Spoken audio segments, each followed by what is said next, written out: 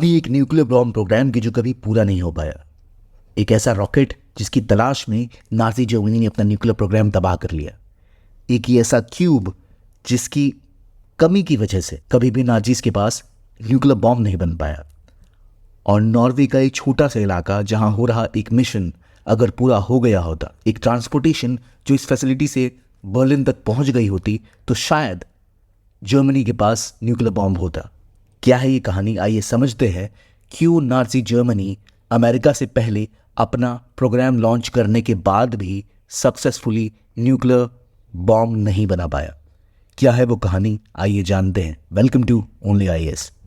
सबसे पहले हमें ये पता है कि जो अमेरिका का मिशन था जिसमें उन्होंने अपने एटम बम को बनाया, उसका नाम था मैनहट्टन प्रोजेक्ट। मैनहट्टन प्रोजेक्ट को लीड करते हुए अमेरिका ने सबसे पहले अपने एक पूरे इलाके में टेस्ट किए थे अपने एटॉमिक बॉम्ब्स को, और बाद में जापान के नागासाकी हिरोशिमा पर जब वो बॉम्ब्स गिरे, उसके बाद दुनिया का इतिहास हमेशा के लिए बदल गया। लेकिन असल में इससे पहले ही जर्मनी ने अपना न्यूक्लियर प्रोग्राम लॉन्च किया था, और इन प्रोग्राम्स के पीछे दुनिया के कई बड़े साइंटिस्ट थे। ये हैं हेजनबर्ग अनसर्टेनिटी प्रिंसिपल के जनक, जिनको हम सब स्कूल में पढ़ते हैं, और क्वांटम मैकेनिक्स के लिए इनको 1930s में नोबेल प्राइज़ मिला था। ये हैं जेम्स चैडविक, जिन्होंने न्यूट्रॉन की खोज की थी, जिनको अलग से नोबेल प्राइज़ मिला था, जो लीड कर रहे थे ब्रिटेन का न्यूक्लियर प्रोग्राम। और यह है रॉबर्ट ओपेनहाइमर, जिन्होंने लीड किया था यूएस का न्यूक्लियर प्रोग्राम मैनहट्टन प्रोजेक्ट, और जो सक्सेसफुल हुए थे वो बॉम्ब बनाने में। आखिर क्यों ओपेनहाइमर सक्सेसफुल हुए और क्यों हेजनबर्ग जैसे बड़े साइंटिस्ट की हार हुई थी? हेजनबर्ग ने जो मॉडल तैयार किया था उसका इस्तेमाल आज भी न्यूक्लियर पावर रिएक्टर बनाने के लिए किया जाता है, पर फिर भी इनका मिशन वो बॉम्ब बनाने में क्यों फेल हो गया? इसके पीछे एक बहुत ही कॉम्प्लेक्स और इंटरेस्टिंग स्टोरी है। सबसे पहले ये समझिए चीज़ें शुरू कहाँ से होती हैं। यूरेनियम को लेकर जर्मनी के अंदर पहले ही बहुत इंटरेस्ट था। एक समय में बर्लिन, जो जर्मनी की राजधानी हुआ करती है, वो दुनिया में साइंस का गढ़ मानी जाती थी। आइंस्टाइन, नील्स बोर, हेजनबर्ग, ये सब वहाँ पर हुआ करते थे। और जैसे ही जर्मन साइंटिस्ट ने पहली बार फिजन करके देखा, उन्हें ऐसा एहसास हुआ कि अच्छा, आप एटम्स को तोड़ के एनर्जी क्रिएट कर सकते हो। उसके बाद से ही यूरेनियम क्लब नाम की एक मिशन को शुरू कर दिया था नाजी जर्मनी ने, और इसकी शुरुआत होती है कुछ साइंटिस्टों के साथ। ऑटो हान, लीज मितना और फ्रिट्ज स्ट्रॉसमैन, इन तीनों ने ये डिस्कवर किया था कि कैसे यूरेनियम एटम को तोड़ा जा सकता है। अगर यूरेनियम के ऊपर न्यूट्रॉन की बॉम्बार्डमेंट हो तो यूरेनियम का एटम स्प्लिट करता है, और उस स्प्लिट से एनर्जी जनरेट होती है। ये खोज दो चीज़ें कर सकती थी।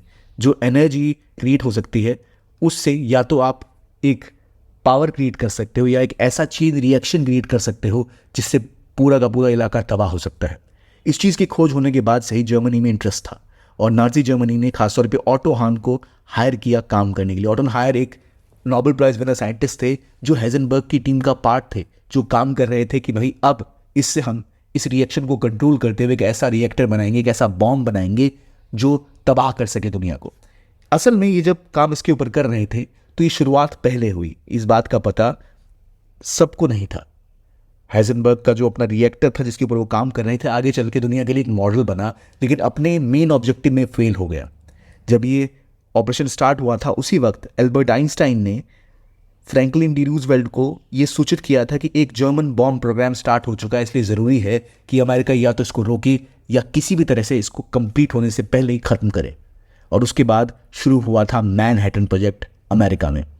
मैनहट्टन प्रोजेक्ट की शुरुआत में ही उसके ऊपर फोकस था अमेरिका का कि वो इस मिशन को पूरा कर पाएंगे।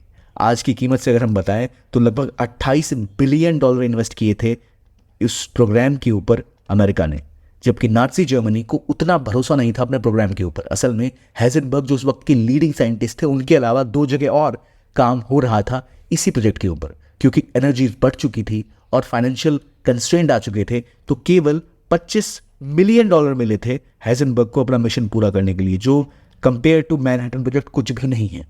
इतने बड़े प्रोजेक्ट को कॉन्फिडेंसली आगे बढ़ाने के लिए अमेरिका का पूरा सपोर्ट मिला था, जबकि नाजी साइंटिस्टों को उतना सपोर्ट कभी मिला ही नहीं। और इन सब का पता लगा था जब वॉर के अंतिम क्षणों में जर्मनी लगभग हार चुका था, और जो साइंटिस्ट प्रोग्राम के ऊपर काम कर रहे थे उन्हें एक जगह रखा गया था ब्रिटेन में, और उस जगह पे जहाँ उन्हें रखा गया उसे टेप किया गया था, हर चीज़ रिकॉर्डेड थी, उसकी पूरी ट्रांसक्रिप्ट की हुई थी, और उसे कहते हैं ऑपरेशन एप्सिलॉन, जिसने बताया था कि आखिर क्यों जर्मन साइंटिस्ट इसको पूरा नहीं कर सके।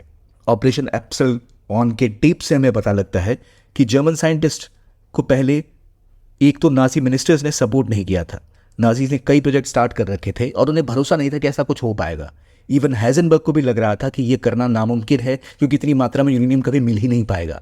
और उसकी वजह ये थी कि एक तो पहले उनके पास पैसा कम था जो उनको जर्मनी दे नहीं रहा था, रिसोर्सेज कम थे, और इसीलिए उन्हें लग रहा था ये हो ही नहीं सकता। लेकिन इसके उलट अमेरिका में रॉबर्ट ओपेनहाइमर ने एक बहुत बड़ा मिशन रन करना स्टार्ट कर रखा था, और इसीलिए हैजनबर्ग जो इतने बड़े इंटेलेक्चुअल और जीनियस माने जाते थे, उन्होंने काफ़ी कम लेवल पे आका अमेरिका के मिशन को, क्योंकि अमेरिका पूरी डेडिकेशन के साथ इसको पूरा करना चाहता था। इसके लिए उन लोगों ने हज़ारों लोगों को काम पे लगाया हुआ था और पैसा पानी की तरह बहाया था।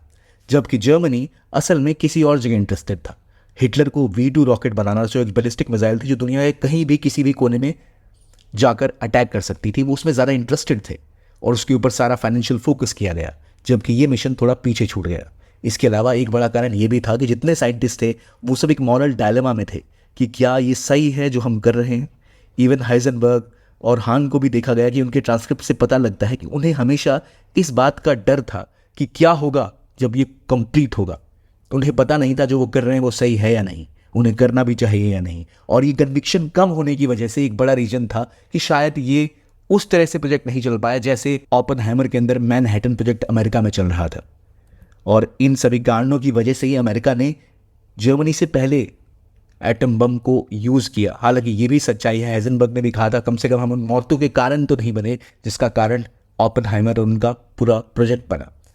एक बड़ा रीजन ये भी था कि जब ये अपना एटॉमिक बॉम्ब बना रहे थे तो क्योंकि हिटलर और नाजी जर्मनी के ऑफिशियल्स को इन पर उतना भरोसा नहीं था, तो कुछ समय बाद इनको डिसबैंड कर दिया गया, ये सोच के 1942 के आसपास ही इन्हें लगा था कि ये मिशन पूरा नहीं हो पाएगा, इसको बंद करो, और उन सबको अलग अलग जगह भेज दिया गया। हाइजेनबर्ग एक केव में ऑलमोस्ट अपना मिशन आगे चलाते रहे और वो डेवलप करना चाहते थे एक रिएक्टर जो कम से कम यूरेनियम को एनरिच तो कर पाए, और उसके लिए उन्हें रिक्वायरमेंट थी दो चीज़ों की, एक यूरेनियम और दूसरा हैवी वाटर। यूरेनियम की कमी एक बड़ा रीज़न बना था जिसकी वजह से नाजी जर्मनी से पूरा नहीं कर पा रहा था। असल में जो एक्सपेरिमेंट हाइजेनबर्ग कर रहे थे वहाँ एक इस तरह के कनिस्टर में कुछ क्यूब्स के अंदर यूरेनियम को हैवी वाटर के अंदर डुबाया जाता और वो स्प्लिट करने की कोशिश कर रहे थे कि कुछ वैसा कर पाए जिससे वो कंप्लीट हो पाए, और उसके लिए उन्हें ज़रूरत थी यूरेनियम क्यूब्स की जो उनके पास बहुत कम मात्रा में थे, जो थे वो काफ़ी कम थे, और अगर उनको ज़्यादा मात्रा में रिसोर्सेज यूरेनियम मिला होता तो शायद वो इसे एनरिच करने में कामयाब होते और शायद वो बॉम्ब बन पाता। एक रीज़न ये था कि इनको कभी वो मिल ही नहीं पाया, और जब अंतिम समय में वो मिशन बंद हुआ और ब्रिटिशर्स और अमेरिकन्स को वो मिला तो उन्हें पता लगा कि असल में ये जो क्यूब है, ये क्यूब ही वो रीज़न है जिसकी वजह से जर्मन प्लांट सक्सेसफुल नहीं हो पाया। अगर उनके पास रिसोर्सेज होते तो शायद बहुत ही कम कीमत में वही प्रोजेक्ट पूरा भी कर सकते थे। एक अलग कहानी ये भी थी कि लंदन हमेशा टेंशन में था कि क्या होगा अगर ऐसा कोई बॉम्ब जर्मनी बना पाता है तो, क्योंकि हिटलर का पहला मिशन यही था कि लंदन को तबाह करना, और ये बात ब्रिटिशर्स को भी पता थी कि एटम बम बनाने के लिए न्यूक्लियर रिएक्टर के अंदर उन्हें रिक्वायरमेंट होगी हैवी वाटर की, जिस हैवी वाटर की मदद से वो बैलेंस कर पाएंगे उस चेन रिएक्शन को। और इसीलिए वो हैवी वाटर अगर जर्मनी तक कभी नहीं पहुंचा तो जर्मनी इस चीज़ में सफल नहीं हो पाएगी। और वो हैवी वाटर जहाँ थे वो था एक इलाका नॉर्वे का।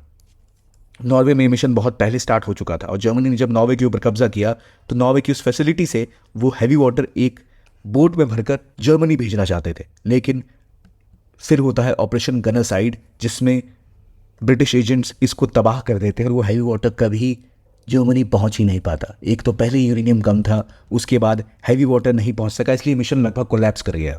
और उसके बाद जब ये वॉर ख़त्म होती है तब उन क्यूब्स का पता लगता है, क्योंकि उन्हीं लैब के आसपास किसी ने ज़मीन में गाड़ दिया था। हाइजेनबर्ग वहाँ से भाग जाते हैं साइकिल के ऊपर बैठकर रातों रात, लेकिन बाद में उनको भी पकड़ लिया जाता है और उन साइंटिस्टों का जो जीनियस साइंटिस्ट थे यूज़ किया जाता है। उनको ऐसे नहीं कि जेल में डाल दिया जाता है, उनसे सीखा जाता है और उनको कई प्रोजेक्ट्स लीड करने कहा जाता है।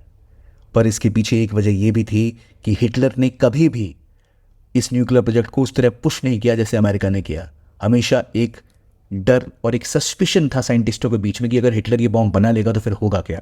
जिन साइंटिस्टों की ट्रांसक्रिप्ट मिलती है उससे ये पता लगता है कि इस फार्म हाउस में वैज्ञानिकों जो आपस में बातें की, वहाँ ये भी पता लगा कि उनमें से कई लोगों को डर था कि जो ज्यूज़ के साथ हो रहा है वो बहुत गलत है, और अगर ऐसा कोई बॉम्ब बन जाएगा तो शायद जर्मनी दुनिया को तबाह कर देगी। और ये कन्विक्शन एक बड़ा रीज़न था जिसकी वजह से वो एटम बम कभी बन ही नहीं पाया। रिसोर्स, हैवी वाटर, पैसा, ये सब एक तरफ है, लेकिन साइंटिस्टों में सबसे पहले कन्विक्शन होना चाहिए, वो विजन होना चाहिए, जिसकी कमी की वजह से वो ऐसा कर नहीं पा रहे थे। ना ही उनको खुफिया इन्फॉर्मेशन मिल रही थी जो कि अमेरिकन और ब्रिटिश साइंटिस्टों को मिल रही थी कि देखिए जर्मनी ने ये कर लिया, ये कर लिया। अगर उन्हें मिला होता तो शायद इस तरह से हिटलर का प्रोग्राम फेल नहीं होता। और उस लीक में जो वो हैवी वाटर डूबा, वो क्यूब जो यूरेनियम के नहीं मिल पाए जर्मनी को जिस लेवल पे चाहिए थे, इसकी वजह से ये मिशन फ्लॉप हुआ। लेकिन एक और बड़ा व्यक्ति जो इस चीज़ के पीछे बहुत बड़ा कारण था वो था एल्बर्ट स्पीन। ये असल में जर्मन मिनिस्टर ऑफ आर्मामेंट हुआ करते थे, यानी वहाँ के रक्षा मंत्री एक तरह से कह लो, हथियारों के मंत्री। इनको बहुत कम इंटरेस्ट था इस न्यूक्लियर मिशन में, और कहा यह जाता है हाइजेनबर्ग ने बोला था कि जब जब उन्होंने इस मिनिस्टर को समझाने की कोशिश की तो उन्हें कुछ समझ ही नहीं आता था, क्योंकि एक तो उन्हें विश्वास की कमी थी, दूसरा उनके ऑफिशियल ये समझने को तैयार नहीं थी कि मिशन क्या है, किस तरह काम करेगा, और काफ़ी स्केप्टिकल थे इसके बारे में कि पूरा हो भी पाएगा या नहीं। बदले में V2 रॉकेट के ऊपर सारा का सारा फोकस होना, जो हिटलर का पेट प्रोजेक्ट था, वहाँ पर पैसों को ट्रांसफ़र करना, ये दिखाता है कि कैसे जर्मनी का मिशन जो कभी सच हो भी सकता था, अमेरिकन इंटेलिजेंस, ब्रिटिश इंटेलिजेंस, इनके साइंटिस्टों के मॉरल डायलेमा और इनके मिनिस्टर्स के लैक ऑफ ट्रस्ट की वजह से तबाह हो गया। अगर वो पूरा हो गया होता तो शायद नाज़ी जर्मनी दुनिया पे काबू पा गई होती, और शायद जो इतिहास आज हम देख रहे हैं वैसा नहीं होता। ये एक दिलचस्प कहानी है जहाँ हमें पता लगता है कि बड़े बड़े साइंटिस्टों को कैसे मजबूर भी एक तरह से किया गया था कि उस प्रोग्राम के ऊपर काम करें। हाल में ही पिछले साल एक शानदार मूवी आई थी ओपेनहाइमर, जिसमें दिखाया है कि कैसे मैनहट्टन प्रोजेक्ट अमेरिका का रन हुआ था। वहाँ भी देखा जाता है कि किस दबाव में रॉबर्ट ओपेनहाइमर काम कर रहे थे, पर वो प्रोजेक्ट इतना बड़ा था कि वो सक्सीड कर गया, और जर्मनी का प्रोजेक्ट कभी सक्सीड नहीं हो पाया। ये था आज का वीडियो। देखने के लिए बहुत बहुत धन्यवाद। Keep on watching PW only IAS।